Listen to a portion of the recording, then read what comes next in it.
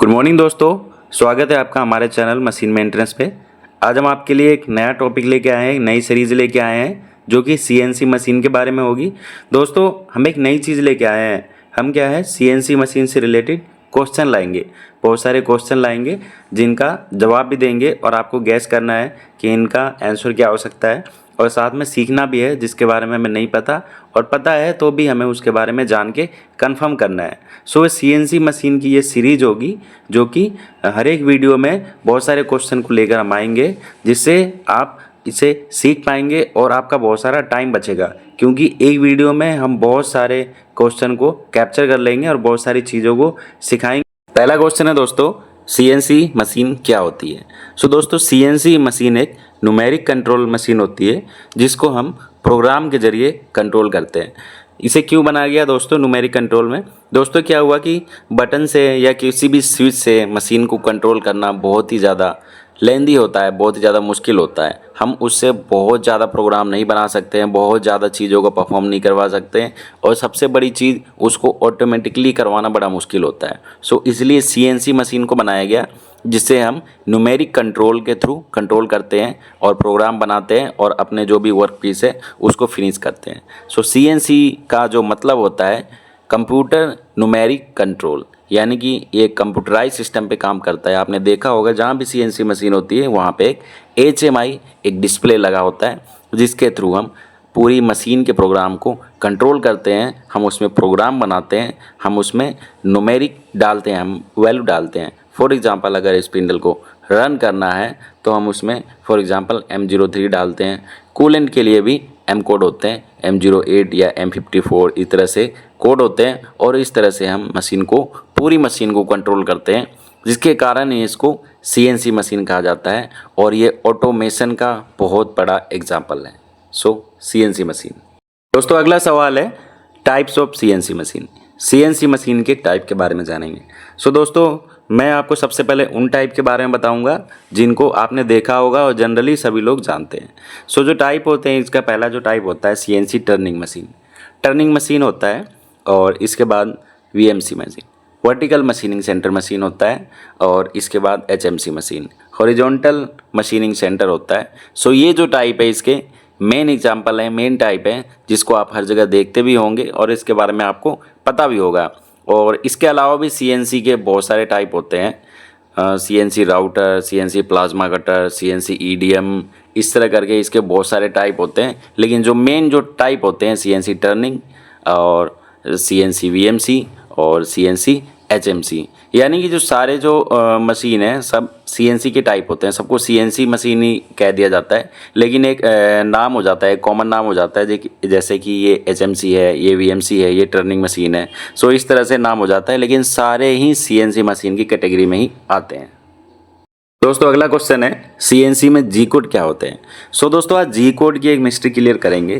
तो जी code generally सभी लोग ये जानते हैं कि जी कोड जो है वो स्टैंडर्ड होता है मशीन में, हर एक मशीन में स्टैंडर्ड होता है, वो चेंज नहीं होता है। सो ये बात सच है, जी कोड हर एक मशीन में एक स्टैंडर्डाइज होता है और वो चेंज नहीं होता है मशीन वाइज। वो हर एक मशीन में, अगर फॉर एग्जांपल इस मशीन में जी कोड का G03 का अगर काम ये चीज़ है तो दूसरी मशीन में भी हमें G03 का जो वर्किंग है वही मिलेगा। बट सीएनसी में जी कोड का एक और मतलब होता है। जी कोड ज़्यादातर मूवमेंट से रिलेटेड होता है। मूवमेंट से रिलेटेड जितने भी काम होते हैं वो जी कोड से ही करवाए जाते हैं, ये स्टैंडर्ड कोड होता है।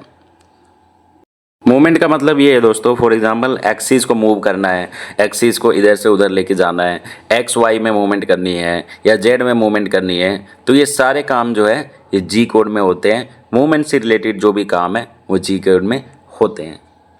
अगला सवाल है दोस्तों, एम कोड क्या होते हैं। सो एम कोड के बारे में बता दूं, ये मिसलेनियस फंक्शन कोड होते हैं। सो एम कोड का जो यूज है मशीन वाइज होता है। हम इसे खुद से भी प्रोग्राम बना के खुद से भी तैयार कर सकते हैं कि इस एम कोड की क्या वर्किंग होगी। हम मशीन में खुद से इसको चेंज कर सकते हैं। ये वेरिएबल होता है, ये स्टैंडर्डाइज नहीं होता है। और एम कोड का यूज़ जनरली हम ज़्यादातर नॉन मूवमेंट ऑपरेशन में करते हैं। For example coolant on off, spindle start, spindle stop. So इस तरह के जितने भी काम होते हैं वो ज़्यादातर एम कोड से लिए जाते हैं, यानी कि नॉन मूवमेंट जो भी एक्टिविटी होती है वो एम कोड से लिए जाते हैं। अगला सवाल है दोस्तों, सीएनसी मशीन में किस तरह के मटेरियल को यूज़ किया जाता है। ये इंटरव्यू क्वेश्चन है। सो सीएनसी मशीन में किस तरह के वर्क पीस को यूज़ कर सकते हैं। सो इसका आंसर है सीएनसी मशीन में किसी भी तरह के वर्क पीस को यूज़ कर सकते हैं। वो मेटल भी हो सकता है, स्टील भी हो सकता है, एल्युमिनियम भी हो सकता है, प्लास्टिक भी हो सकता है, वुड भी हो सकता है और इवन दूसरे कंपोनेंट भी हो सकते हैं। सो वो डिपेंड करता है कि मशीन हमारी किस टाइप की है और हमारी जो प्रोग्राम जो बने हैं वो किस टाइप से और टूल हमारा किस टाइप से है। सो इन सब का जो कॉम्बिनेशन होता है वो डिसाइड करता है कि हम इसमें किस टाइप के मेटल का, किस टाइप के मटेरियल का यूज कर सकते हैं। सो अब आंसर इसका ये है कि ये सीएनसी मशीन है, किसी भी तरह के मटेरियल पे काम कर सकती है। वो बस वेरी करेगा मशीन ऑपरेशन एंड टूल पे। दोस्तों अगला सवाल है, सीएनसी मशीन में बैकलेस क्या होता है। ये इंटरव्यू क्वेश्चन है, बहुत ही कॉमन क्वेश्चन है। सो इसके बारे में जानेंगे। सो दोस्तों हम बैकलेस के बारे में जानेंगे। दोस्तों मशीन सीएनसी का आपको पता होगा कि इसमें एक्सिस होते हैं, एक्स एक्सिस, वाई एक्सिस या बी एक्सिस या जेड एक्सिस, इस तरह से एक्सिस होते हैं। सो एक्सिस में कहीं भी अगर मूवमेंट होगी, कोई भी एक्सिस है, कुछ और भी चीज़ें हैं, अगर उसमें मूवमेंट हमेशा हो रही है तो उसमें कुछ एरर क्रिएट होता रहता है, उसमें कुछ प्ले जनरेट होता रहता है। उसी तरह सीएनसी की जो एक्सिस होती है, एक्स वाई जेड जो भी एक्सिस है, जब भी वो मूवमेंट करती है, बहुत तेज़ी से मूवमेंट करती है, कंटिन्यू मूवमेंट करती है, तो उसमें प्ले जनरेट होता रहता है। प्ले जनरेट होने के कारण कई बार अगर हम उसमें डाटा फीड करते हैं कि इतना आगे बढ़ना है तो उतना नहीं जाती है, उससे कई बार पीछे रह जाती है, कई बार आगे चली जाती है। सो इस तरह की जो प्ले है उसको ही बैकलेस बोला जाता है और ये मशीन का एरर होता है, ये एक्सिस का एरर होता है, क्योंकि अगर हमने उसको कमांड दिया है 5 कट करने के लिए तो बैकलेस की वजह से हो सकता है ये 4.9 कट करें या 5.1 कट करें। सो ये बैकलेस होता है जो कि एक्सिस का एरर होता है, हमारे वर्क पीस को टोटल एक्यूरेट बनाने में दिक्कत क्रिएट करता है। दोस्तों अगला क्वेश्चन है, सीएनसी मशीन में 0 पॉइंट क्या होता है। सो 0 पॉइंट के बारे में जानेंगे दोस्तों। 0 पॉइंट बस एक वर्डिंग अलग है, बाकी ये कॉमन ही चीज़ है। इसे रेफरेंस पॉइंट भी कहा जाता है। ये वो पॉइंट होता है जहाँ से वह मशीन अपनी सारी मेजरमेंट कैलकुलेट करती है।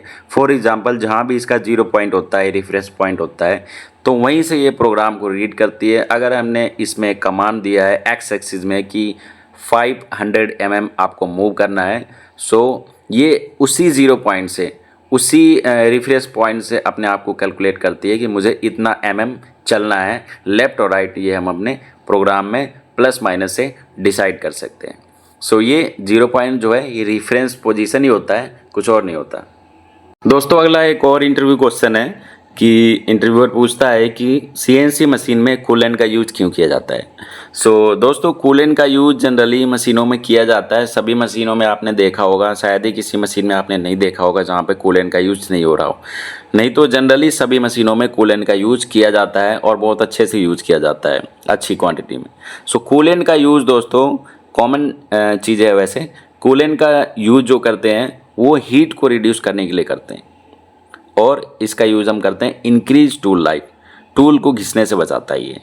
और इसके अलावा भी जो भी हमारा वर्क पीस होता है उसमें अच्छे से फिनिशिंग आए, अच्छे से उसका फिनिशिंग पॉइंट हमें मिले, अच्छे से उसमें एक्यूरेसी हो, उसके लिए भी यूज़ किया जाता है। सो कूलेंट का यूज़ हीट को रिड्यूस करने के लिए, टूल लाइफ को इंक्रीज करने के लिए, सरफेस फिनिशिंग के लिए, एक्यूरेसी के लिए भी कूलेंट का यूज़ किया जाता है। दोस्तों अगला क्वेश्चन अगेन बहुत इंपॉर्टेंट है, सीएनसी मशीन में फीड रेट क्या होता है। सो दोस्तों फीड रेट एक स्पीड होता है जो कि डिसाइड करता है कि हमारा जो वर्क पीस है कितनी तेज़ी से कटिंग हो रहा है, कितनी तेज़ी से उसके पार्ट रिमूव हो रहे हैं। सो ये डिसाइड करता है feed rate. Usually CNC machine में 2 टाइप के फीड रेट होते हैं, जिसमें से हमारा कॉमन टाइप है जो पहला है, बाकी दूसरा जो टाइप है वो कभी कभी यूज किया जाता है। सो 2 टाइप के फीड रेट ये होते हैं। पहला फीड रेट है पर मिनट, यानी कि हमारी जो एक्सिस की मूवमेंट है पर मिनट कितने हो रही है।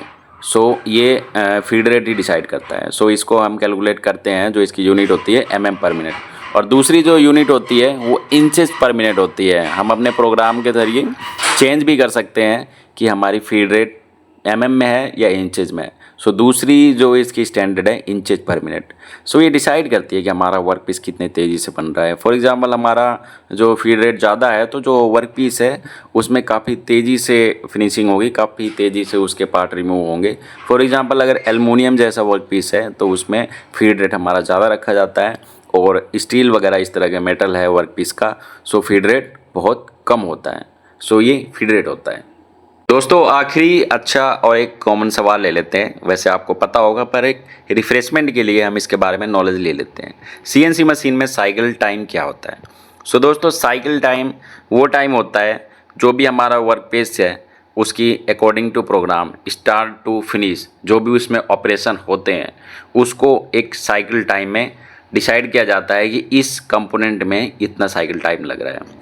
सो अनदर वे में हम ये कह सकते हैं अगर उसमें हम बार बार यूज़ ले रहे हैं, बार बार वर्क पीस को सेम वर्क पीस को बना रहे हैं, सो हमने जो उसमें पार्ट को हमने लोड किया और अगले पार्ट को लगाने से पहले तक का जो टाइम है फिनिशिंग टाइम है उसे ही हम साइकिल टाइम कहते हैं, साइकिल टाइम ऑपरेशन का। दोस्तों अकॉर्डिंग टू टेक्निकल पर्सन ये वीडियो बहुत इंपॉर्टेंट है और इंडस्ट्री में रहने के कारण हमारे पास भी बहुत कम समय होता है, इसलिए मैंने ये सीरीज स्टार्ट की है कि एक वीडियो में बहुत सारे क्वेश्चन को पुट किया जाए और उसकी नॉलेज ली जाए। सो कम समय में हम ज़्यादा क्वेश्चन को क्लियर कर सकते हैं और हमारे पास जो भी नॉलेज होती है उसकी एक रिफ्रेशमेंट मिल जाती है। कई बार हमारे पास जो नॉलेज हो जाती है उसमें कई बार एरर होते हैं, कई बार गलत इंफॉर्मेशन आ जाती है। सो अगर हम इस तरह की वीडियो को देखेंगे तो हमारी नॉलेज क्या है फिर से रिवाइव हो जाएगी और फिर से हमारी नॉलेज जो है रिफ्रेश हो जाएगी। सो थैंक यू दोस्तों, thank you for watching, don't forget to subscribe.